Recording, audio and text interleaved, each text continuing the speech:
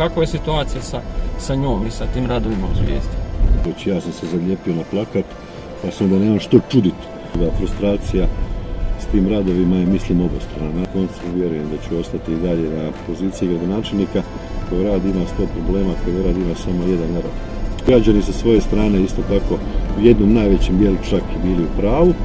Logično, znaš, kad si u oporbi, da ćeš ići malo ono što se kaže i u kost, pa ćeš ići malo i ono što se kaže okrenuti glavu od nečeg dobrog što je napravljeno. Mi nismo savršeni. To je jedan od projekata, ako ćemo o projektima pričati, na koji sam ponosan.